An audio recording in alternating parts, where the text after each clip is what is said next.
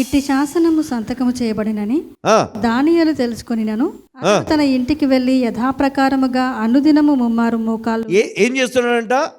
ఇట్టి శాసనము సంతకము చేయబడినని దానియేలు తెలుసుకొనినను అతడు తన ఇంటికి వెళ్ళి యథాప్రకారముగా అనుదినము ముమ్మారు మోకాలుని తన ఇంటి పైగది కిటికీలు యెరూషలేము తట్టునకు తెరవబడి ఉండగా, ఎటువైపు? తన ఇంటి పైగది కిటికీలు యెరూషలేము వైపు తెరవబడి ఉండగా తన దేవునికి ప్రార్థన చేయుచు ఆయనను స్తుతించుచు వచ్చెను. ఈ రోజుల్లో అమ్మ జాగ్రత్తగా వినాలా, దానియేలు ఆయనకు ఒక ఉన్నతమైనటువంటి పదవి దొరికింది. రాజు దృష్టిలో బలా నమ్మకమైన మంచి దాసుడు అనిపించుకున్నాడు. అందుకే ఏం చేశాడు ఆయన? రాజ్యమంతటిలో 3 ప్రధానులుగా నియమించను. ఆ 3లో దానియేలు ముఖ్యుడు. ఇప్పుడు ఈయనను ఒక మంచి ప్లేస్లో పెట్టేశాడు. ఆయన చాలా హెచ్చించాడు రాజు, మంచి పొజిషన్లో పెట్టేశాడు. ఇక చాలాసార్లు మనం గమనిస్తే ఉద్యోగం రానప్పుడు మనుషులు ఎట్లుంటారు? ఉద్యోగం లేనన్ని రోజులు తల్లికి తండ్రికి మాటిస్తాడు, నేను ఒకవేళ మంచి జాబ్ వస్తే నేను ఎట్లా చూసుకుంటాను? అమ్మా నీకు నేను పట్టు చీర కొనిస్తానే, నీకు నేను బంగారు నగలు చేపిస్తా, గాజులు చేపిస్తా, నిన్ను నేను ఎట్లా చూసుకుంటా తెలుసా? ఈరోజు ఇప్పుడు పట్టించుకుంటలేడు. నువ్వేం బాధపడకు, నేనున్నా. మంచి ఉద్యోగం వచ్చింది, మంచి పిల్ల కలిసింది కదా. ఇప్పుడు పిల్ల మీద ప్రేమ ఉంటుందా, అమ్మ మీద ప్రేమ ఉంటుందా? చెప్పాలా గట్టిగా? పిల్ల కావాలా, అమ్మ కావాలా? వాళ్ళ అమ్మన్నదంట, నేను కావాలా, అది కావాలా, నువ్వు తెలుసుకో అన్నదంట. ఇప్పుడు నిన్ను ఇంత సాది పెద్దగా చేసి నీకు ప్రయోజకుని చేసినా కదా, నీకైతే నా మీద ప్రేమ ఉంది కదా, అమ్మా నువ్వు అంటే నేను ప్రాణం ఇస్తా అన్నాడు. సరే మంచిది, ఇప్పుడు ఒక మాట చెప్పు, ఇప్పుడు ఆ పిల్ల కావాలా, నేను కావాలా? కొంతమంది ఉంటారు, ఆ పిల్లగాడు కావాలా, తండ్రి నేను కావాలా అంటారు కొంతమంది. ఈయనేమన్నాడు తెలుసా? ఏం చెప్పలే, సైలెంట్గా ఉన్నాడు. ఏమనుకున్నది? అబ్బా నా కొడుకే రాత్రి పడుకుంది మంచిగా, పొద్దున్న లేసరికి కొడుకు లేడు ఇంట్లో. అయ్యో ఇటు పోయి బయటికి పోయినామో వస్తాడని చూస్తూ ఉండే. తీరా చూస్తే ఏముంది, ఇంటి పక్క వాళ్ళు చెప్తా ఉన్నారు, పొద్దున్నే మీ కొడుకు సూట్ కేసు పట్టుకొని పోయిండమ్మా అని చెప్పాడు. ఎక్కడ పోయిండు? సూట్ కేసు పట్టుకొని పోయిండు. ఏమైంది ప్రేమ? ఎక్కడ పోయింది బంగారు నగలు? చెప్పాలా, బంగారు నగలు దేవుడు ఎరుగు, పట్టు చీర కూడా లేదు కదా. అమ్మ ఒప్పుకోలే, ఏం చేస్తాడు? ఇంకా పెళ్లి చేసుకున్నాడు. ఏమైంది ప్రేమ? అయిపోయింది. చాలామంది అమ్మాయిలు కూడా అట్లా ఉన్నారు. అప్పటిదాకా అమ్మ నాన్న అంటే ప్రాణం, ఒక టైం వస్తే అమ్మ లేదు, నాయన లేదు, తమ్ముడు లేదు, అన్న లేదు, చెల్లి లేదు, అక్క లేదు, ఎవరు లేరు. ఎవరు కావాలా చెప్పండి? లాంగ్వేజ్ వేరైనా సరే, ఇంకేమైనా సరే, ఫస్ట్ సైట్ లవ్. హల్లెలూయా. ఏమది? First site.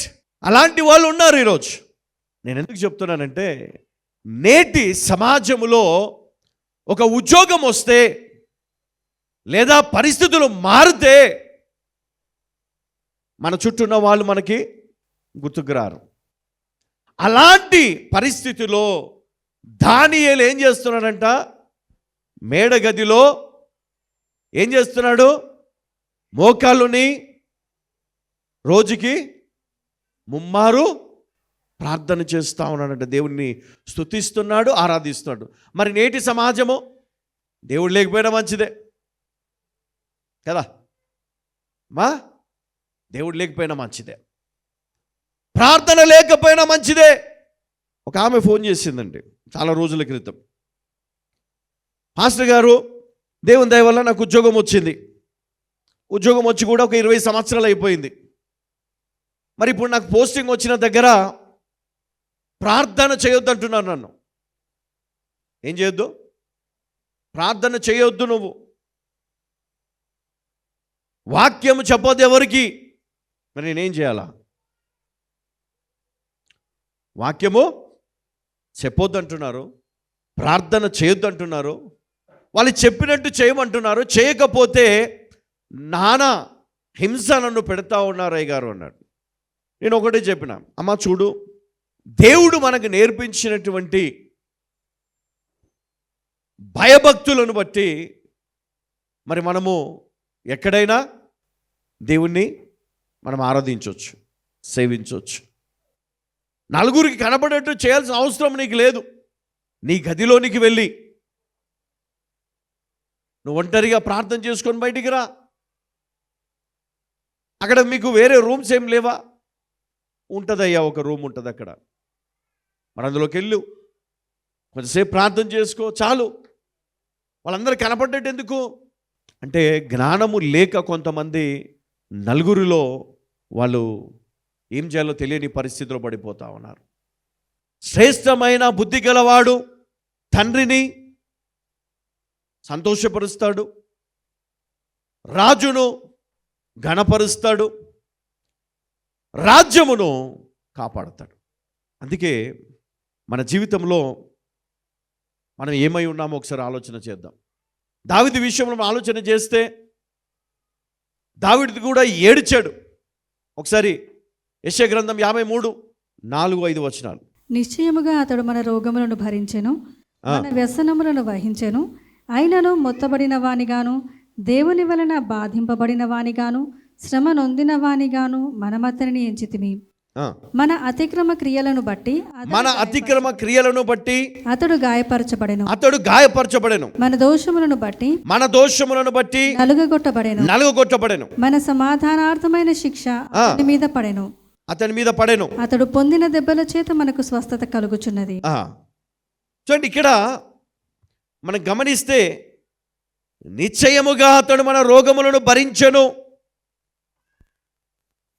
మన వ్యసనములను వహించెను. యేసుక్రీస్తు మన కోసం, అంటే ఈరోజు మనలో ఉన్న పాపము, మనలో ఉన్నటువంటి దోషము ఏదైతే ఈరోజు మనం కలిగి ఉన్నామో, మరి దానిని ఎవరు అనుభవించారంట? ఎవరు పొందారంట? ఈరోజు మనము పాపులమై ఉండగా, ఈ పాపాన్ని మనం మోయుచుండగా, తండ్రి అయిన దేవుడు తన కుమారుడైన క్రీస్తును పంపి ఆయన మన యొక్క దోషమును ఆయన భరించాడు. హల్లెలూయా, హల్లెలూయా. మరి ఈరోజు యేసుక్రీస్తు నువ్వు చేసిన తప్పును, నువ్వు చేసిన పొరపాటును, నీవు చేసిన పాపమును ఆయన భరించాడు.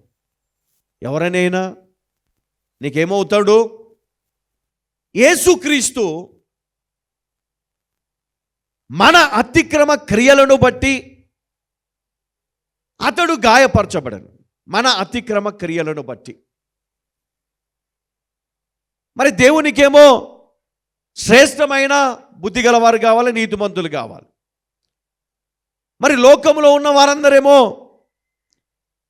పాపాన్ని కలిగి ఉన్నవారు, పాపం చేస్తున్నవారు. మరి ఇప్పుడు దేవుడు నన్ను ఆశీర్వదించాలంటే మరి నేనేం చేయాలా? ఒకటి గుర్తుపెట్టుకోండి, ఒకటి దేవుని కనుదృష్టి నరులపైన ఉంది, దేవుడు గమనిస్తూ ఉన్నాడు. అయితే నీవు నీ జీవితాన్ని మార్చుకుంటూ, ఎలా మార్చుకోవాలి?